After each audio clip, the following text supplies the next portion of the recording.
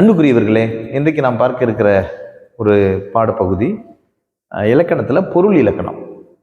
இலக்கணம் வந்து 5 வகைப்படும் அப்படின்னு ஒரு அடிப்படையாக நம்ம பார்த்துருப்போம்.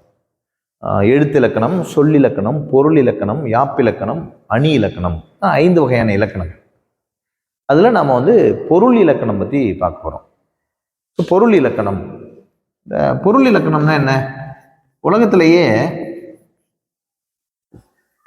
பொருள் இலக்கணம் அப்படின்னு ஒன்று சொன்னது தமிழ் மட்டும்தான்.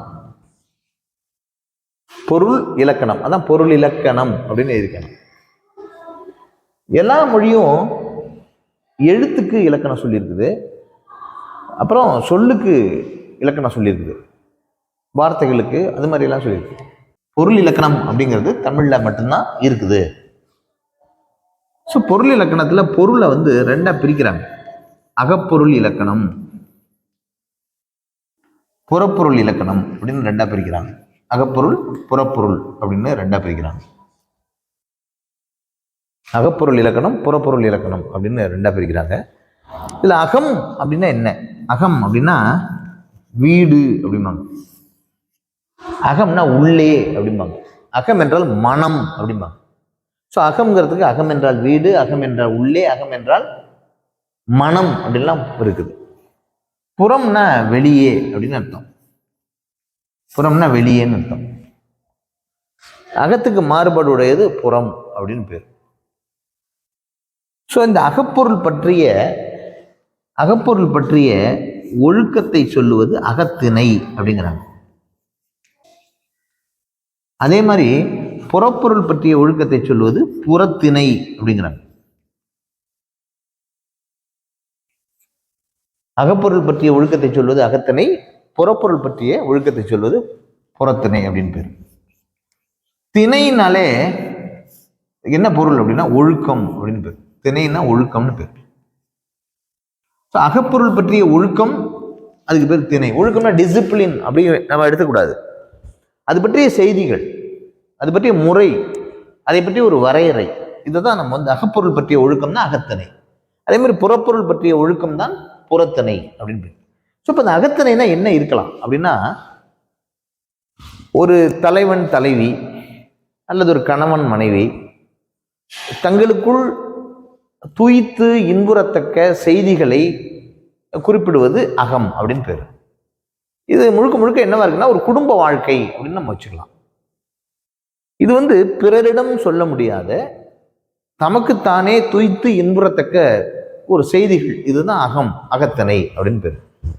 புறத்திணைனா என்னன்னா பிறரிடம் பகிர்ந்து கொள்ளக்கூடிய கல்வி, வீரம், புகழ், கொடை, பேராண்மை, இதெல்லாம் பேர் என்ன அப்படின்னா புறம்னு பேர். உதாரணத்துக்கு வீட்டுக்குள்ள நடக்கிற ஒரு செய்தியை வந்து நம்ம வெளியில சொல்ல முடியாது, எல்லாவற்றையும் சொல்ல முடியாது, இது அகம். புறம்னா என்னன்னா, இப்போ ஒருத்தருக்கு நான் வந்து ஒரு ஆடை வாங்கி தருகிறேன், ஒருத்தருக்கு நான் ஒரு பரிசு கொடுக்குறேன், நன்கொடை கொடுக்குறேன், இதை நான் யார்கிட்ட வேணாலும் சொல்லலாம், அல்லது நான் கொடுத்த செய்தியை வேறொரு யாருக்கு வேணுமாலும் சொல்லலாம். அப்போ பிறரிடம் பகிர்ந்து கொள்ளக்கூடிய செய்தி தான் என்னன்னு பேர்னா புறம்னு பேர். ஒரு வீரம், ஒரு சண்டை நடக்குது, ஒருத்தன் வெற்றி பெறனா, இது எல்லாரும் போற்றி பாடலாம், இதுக்கு பேர் புறம் அப்படின்னு பேர், வெளியில் சொல்லக்கூடியதுன்னு அர்த்தம். ஆக இது முழுக்க முழுக்க அகத்திணை என்பது ஒரு குடும்ப வாழ்வு சார்ந்த, காதல் சார்ந்த ஒழுக்கமாக இருக்கிறது. புறத்திணை என்பது முற்றிலுமாக வீரம் சார்ந்த, கொடை சார்ந்த, பேராண்மை சார்ந்த, புகழ் சார்ந்த ஒன்றாக இருக்கிறது. இப்போ இந்த வகுப்பில் நம்ம என்ன தெரிஞ்சிருக்கிறோம்? ஒரு முன்னுரை மாதிரி நம்ம தெரிஞ்சிருக்கிறோம். பொருள் இலக்கணம் 2 வகைப்படும், அகப்பொருள் இலக்கணம், புறப்பொருள் இலக்கணம். ஸோ அகப்பொருள் இலக்கணம்னா அதை பற்றிய சொல்லக்கூடிய திணைக்கு பேர் அகத்திணை. புறப்பொருளை பற்றி சொல்லக்கூடிய திணைக்கு பேர் புறத்திணை. திணை என்னும் சொல்லுக்கு ஒழுக்கம் என்பது பொருள். அகப்பொருள் பற்றிய திணைக்கு அகத்திணை, புறப்பொருள் பற்றிய திணைக்கு புறத்திணை அப்படின்னு பேர். இப்போ நம்ம போட்டித் தேர்வு தளத்தில் நம்ம 10ஆம் வகுப்பு வரைக்கும் இருக்கக்கூடிய நிலையில் நம்ம என்ன பார்க்குறோம் அப்படின்னா அகத்திணைகள் அப்படின்னு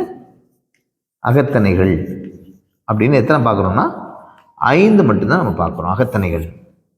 அதுமாதிரி புறத்திணைகள் அப்படின்னு நம்ம என்ன பார்க்குறோம்னா 12 திணைகளை நம்ம பார்க்குறோம். 12 திணைகளை பார்க்குறோம். அப்புறம் அகத்திணைனா என்ன? பிறரிடம் பகிர்ந்து கொள்ள முடியாத கல்வி, பிறரிடம் பகிர்ந்து கொள்ள முடியாத காதல், குடும்ப வாழ்க்கை, களவு, இது போன்ற விஷயங்கள் தான் அகத்திணைன்னு பேர். பிறரிடம் பகிர்ந்து கொள்ளக்கூடிய கல்வி, வீரம், பேராண்மை, கொடை, தருகன், இதெல்லாம் பேரு புறத்திணைன்னு பேரு. புறத்திணைகளாக 12, அகத்திணைகளாக 5 கொடுக்கப்பட்டிருக்கிறது. ஸோ நம்ம அடுத்த வகுப்புல நம்ம என்ன பண்ண போறோம்னா, அடுத்த வகுப்பில் நாம் என்ன செய்ய போகிறோம் என்றால் இந்த திணைகளை குறித்து விரிவாக பார்க்க இருக்கிறோம். நன்றி.